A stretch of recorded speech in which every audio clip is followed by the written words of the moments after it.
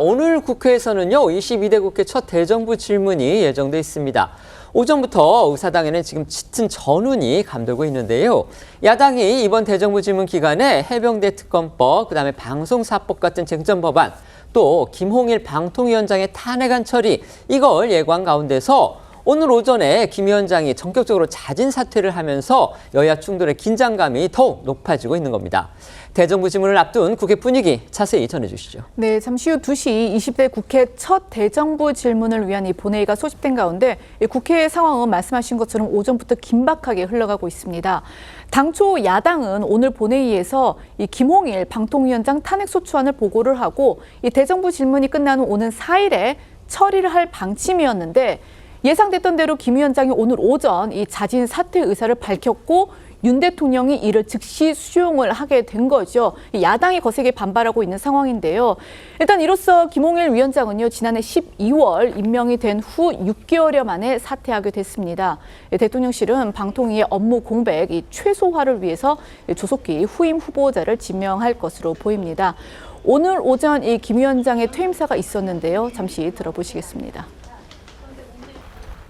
야당이 국회에 발의한 탄핵안에서 주장하는 탄핵 사유가 법적 정당성을 결하여 이유 없음은 국민들께서도 잘 알고 계시리라고 생각합니다. 방통위의 운영을 마비시키고자 하는 정치적인 목적이라고 생각합니다. 앞으로도 한동안 세찬 비바람이 몰아칠 것입니다만 사필 규정이라는 말처럼 새로운 희망과 기회를 찾을 것이라고 확신합니다. 김홍일 위원장 임기를 채우기도 전에 자진해서 물러나는 이유, 바로 민주당이 정치적 목적을 갖고서 탄핵을 시도하기 때문이다. 이렇게 밝혔습니다. 네, 들으신 것처럼 김 위원장은 자신에 대한 민주당의 탄핵소추안 발의를 강하게 비판하면서 자리에서 물러났습니다. 이런 김 위원장의 사퇴 결정은 방통위 업무 마비를 막기 위한 취지로 해석이 되고요. 또 방통위가 최근 MBC의 대주주인 방송문화진흥회 등 공영방송 이사진 교체 작업에 들어간 것도 맞물려 있는데요. 방통위는 지난 28일 방문진 등 공영방송 이사진 선임 계획안을 심의 의결했고, 그에 따라 8월 12일 임기가 만료되는 방문진 이사진은 14일간 공모 이후에 국민 의견 수렴 절차 등을 거쳐서 임명이 됩니다. 그리고 이 과정에서 방통위 상임위원들의 의결 절차가 2차례 더 필요한데요. 이런 상황에서 김 위원장이 탄핵 소추되면 방문진 이사 교체에 상당 기간 제동이 걸릴 수 있기 때문입니다. 제동이 걸린다는 얘기는 그겁니다. 이제 결국 방통위원장이 탄핵소추가 되면 그 탄핵소추 결정이 헌재에서 나오기까지 직무가 정지가 됩니다. 그러니까 김홍일 위원장은 있어도 없는 상태가 되는 거죠. 그렇게 되면 지금 현재 방통위의 상임위원이 위원장 포함해서 2명이 되는데 2명으로서 지금 어떤 의결들을 해왔는데 1명이 돼버리면 의결 자체를 못하게 되는 겁니다. 그렇게 되면 MBC의 사장 선임권을 가진 방문진의 이사진 교체도 할 수가 없게 되는 거고, 결국 야당은 지금 그걸 노리고서 이렇게 탄핵안을 밀어붙이고 있다. 이게 지금 여당의 주장인 거고, 방통위는 그렇게는 할 수 없다. 8월 12일이 방문진 이사진의 임기 만료기 때문에 그보다 앞서서 역산을 해보면 지금은 당연히 이사선임 절차가 시작이 돼야 되고 그거는 예정대로 가야 된다. 이게 지금 방통위의 입장인 겁니다. 그렇기 때문에 김홍일 위원장이 결국 탄핵안이 발의가 되면 자진해서 물러날 것이다. 이런 거는 예견됐던 일이기는 합니다. 앞서 역시 민주당의 탄핵 공사를 받아서 이 탄핵안 발의 직전에 자진해서 물러났던 이동관 전 방통위원장의 전례도 있었습니다. 그래서인지 민주당 이번에는 김홍일 위원장의 자진 사퇴에 대한 대응 방안을 또 마련해둔 모양입니다. 네, 잠시 후 본회의에 김 위원장의 탄핵소추안을 보고하려던 민주당은 국회법에 따라 탄핵안을 법제사법위원회에 회부해 관련 사건 조사를 이어간다는 계획입니다. 국회법에 따라 탄핵안이 본회의에 보고되면 본회의 의결로 법사위에 회부해 해당 사안을 국정조사에 준하는 수준으로 조사할 수 있다, 이런 판단에서인데요. 하지만 국회 입법조사처는 이런 민주당의 주장에 대해 불가능한 방식이다, 이런 의견을 밝힌 것으로 전해졌습니다. 다시 말해서 김 전 위원장에 대한 국회의 탄핵 소추 절차가 본격적으로 시작되기 전에 이미 면직 처리가 됐기 때문에 이 탄핵 소추안과 관련된 조사 역시 진행할 수 없다는 건데요. 국민일보가 전한 국회 입법조사처 관계자 말에 따르면 애초 탄핵 제도의 목적은 헌법을 수호하는 것이고 이에 따라 탄핵 대상자를 직에서 물러나게 하는 것이라며 탄핵 대상자가 사퇴하면 탄핵 절차도 끝났다고 봐야 한다 이렇게 말한 것으로 전해졌습니다. 다만 탄핵 목적의 법사위 조사 대신 국정조사나 국회 차원의 고발 조치 등을 통해 대응할 수는 있을 것이라고 말한 것으로 알려졌습니다. 김 위원장 사퇴 이후 민주당에서 나온 목소리도 들어보겠습니다. 당당하게 쿠데타를 하더니 자신이 처벌받는 것은 무섭습니까? 그렇게 옹졸한 사람을 무엇을 믿고 방송장악 쿠데타를 벌였습니까? 사퇴를 해도 잘못이 사라지는 것이 아닙니다. 반드시 죄를 묻겠습니다. 네, 탄핵이 보고됨과 동시에 법사위 조사가 바로 가능한 것으로 국회법 130조에 되어 있고요. 위원장 사퇴를 했는데 탄핵안이 보고될 수 있다는 거죠? 네, 보고될 수 있고요. 헌재에도 갈 수 있다라는 겁니다. 도주해도 끝나지 않는 이후에 법적 과정이 남아 있다라는 거, 그리고 명예로운 사퇴 내지는 퇴임이라는 게 불가능하다라는 걸 보여줘야 한다라는 의지입니다. 여기에 민주당은 이 향후 윤석열 대통령이 임명할 이 차기 방통위원장의 인선 과정에도 협조하지 않을 전망입니다.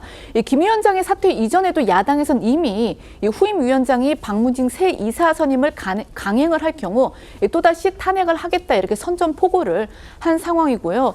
이와 함께 이동관 전 위원장 때와 같이 또다시 홀로 남게 된 이상인 이 방통위 부위원장에 대해서 물론 현행법상 대상은 아니지만 탄핵 가능성을 공개적으로 거론을 하는 등 이 압박 수위도 점차 높여가고 있는 상황입니다. 민주당이 이제 차기 방통위원장 인선 과정에 협조하지 않겠다 이런 얘기가 나오고 있는 모양인데요. 아시다시피 방통위원장은 국회 임명동의 대상이 아니기 때문에 청문회에 협조하지 않는다고 해도 일정 기간이 지나면 대통령은 방통위원장을 임명할 수가 있습니다. 그렇기 때문에 이제 결국 지금 민주당이 취할 수 있는 그런 향후 대응 방안, 아마 아까 저희 기자도 말씀을 드렸지만 이제 국회 상임위 차원에서 국정조사를 한다라든지 아니면은 김홍일, 이제는 전 방통위원장이 됐습니다만 김홍일 전 위원장을 형사 고발해가지고서 수사를 받게 한다든지 아마 이런 대응이 가능할 때 보입니다. 자, 국민의힘의 반응은 또 어떻습니까? 네, 국민의힘은 김 위원장의 자진 사퇴 결정을 불가피한 선택으로 보고 있습니다. 김 위원장의 사퇴 소식이 전해진 뒤 윤희석 선임 대변인은 야당이 비이성적으로 김 위원장을 압박해 어쩔 수 없이 직을 내려놓을 수밖에 없었을 거라고 지적했고요. 추경호 원내대표도 민주당의 무리한 근거 없는 탄핵안 발의에 대한 대응으로 본다고 말했습니다. 김홍일 방통위원장이 민주당이 탄핵 소추안을 국회 본회의에서 민주당 주도로 보고하기에 앞서서 자진해서 오늘 오전에 물러났습니다. 하지만 민주당은 이 탄핵 조사를 국회 법사위에서 이어가겠다, 또 국정조사도 하겠다, 그다음에 형사 고발 조치도 하겠다 이렇게 지금 나서고 있습니다. 아시겠지만 지금 정치권에서는 이 싸움의 근본 원인이 결국 MBC의 사장과 임원진을 개편하느냐 마느냐. 여권은 바꿔야 되겠다는 거고 야당은 막아내겠다. 지금 이 싸움의 근본에 있다. 지금 이런 지적이 많습니다.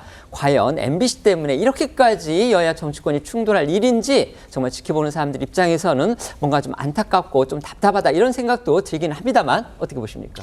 일단은 공영방송의 이사 임기가 만료가 되면요. 정상적으로 후임이 선출이 돼야죠. 그런데 그런 절차를 뭔가 인위적으로 가로막으려고 하는 것은 입법 권력의 남용이고요. 그런 것을 보고 거야의 힘자랑이라고 합니다. 지금 방송통신위원장을 만약에 탄핵소추가 정상적으로 진행이 됐다면은 김홍일 방통위원장 직무가 정지가 돼서 방통위가 의결을 못한 상태에 들어가지 않겠습니까? 그런 것들을 의도하고 지금 방통위원장 탄핵소추를 밀어붙이려고 했다는 해석이 지배적이죠. 그리고 김홍일 방통위원장이 사퇴를 했는데도 법사위에 회부해서 그 탄핵심판 절차에 따른 조사를 진행하겠다고 합니다. 이것은 국회입법조사처에서도 안 된다고 하잖아요. 그런데도 이런 해석을 고집하는 것은 마치 그 탄핵소추가 정말로 탄핵 이유가 있어서 하려고 했던 것을 강변하는 그런 차원이 아닌가 이해됩니다. 지금이라도 그 민주당이 이렇게 입법 권력을 남용하지 말고 공영방송의 후임 이사를 선출하는 절차는 정상적으로 진행되도록 더 이상 관여하지 말아야 할 것입니다. 네.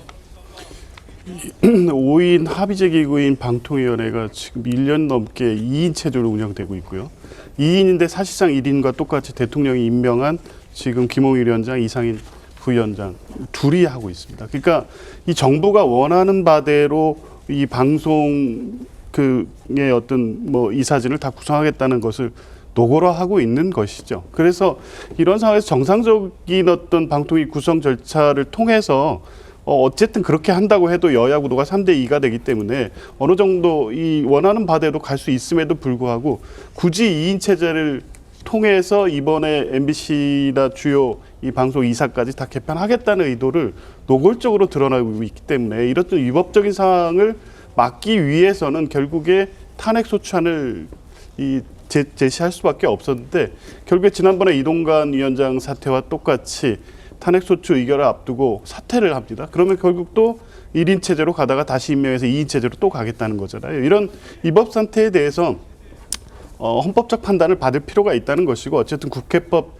130조와 131조의 해석상 그 심판에 이익이 없다고 해서 바로 국회 절차가 중단된다고 해석하지 않을 수도 있습니다. 그러니까 130조에 의하면 발의되고 본회의에 보고되면 법사위에 회부시켜서 조사하게 할 수도 있고 다른 트랙으로는 바로 본회의에서 의결할 수도 있는 겁니다. 이 두 절차가 공존하고 있기 때문에 법사위에 회부시켜서 조사를 하겠다는 것이고 심판 절차로 가는 것도 결국 최종적으로 각하가 될 수도 있습니다만 지난번에 뭐 이 헌법재판소의 결정 예에서는 위법 사항이라든가 헌법적 위반에 대해서 중대한 사안이고 헌법적 해명의 필요성이 있는 사안 같은 경우에는 소송 도중에 소송 요건이 불비한 상황이 된다고 하더라도 심판에 이익이 있다고 결정을 합니다. 그러니까 이런 경우와 같이 이 김홍일 위원장 본인은 사퇴했지만 이게 개인의 어떤 직을 배제하는 수준을 넘어서 방통위원회의 전체 위법상을 해소하기 위한 이익이라고 한다면 심판을 할 필요성이 있다고 판단할 수 있기 때문에 민주당으로서는 그런 절차를 법의 적극적 해석을 통해서 밟아보겠다는 겁니다. 지금 변호사님 말씀해 주신 부분 중에서 이제 여당이 이의를 제기하는 부분이 있기 때문에 저희가 반론 차원에서 말씀을 드리겠습니다. 지금 2인 체제를 운영하고 있는 부분과 관련해서는요, 이제 국회가 추천할 수 있는 몫이 있습니다. 그건 여야가 다 추천을 할 수 있는 건데 지금 국회의 추천이 제대로 이루어지지 않기 때문에 못하고 있는 거지 대통령이 임명을 안 하고 있는 게 아니다. 지금 이게 여당의 반론이고요. 그다음에 이제 그 여당 같은 경우는 어제 또 자료를 내놨는데 지난번 그 KBS 수신료 인상을 갖다가 같이 못하게 한 그런 부분과 관련해서 2인이 한 것도 유효하다고 헌재가 판결했다. 이렇게 주장하는 어제 판결문을 제시를 했는데 그 부분과 관련해서는 법적으로 좀 논란이 있을 듯 보이기는 합니다만 어쨌든 간에 여권에서는 지금 그렇게 반박을 하고 있다는 걸 제가 반론권 차원에서 말씀을 드렸습니다.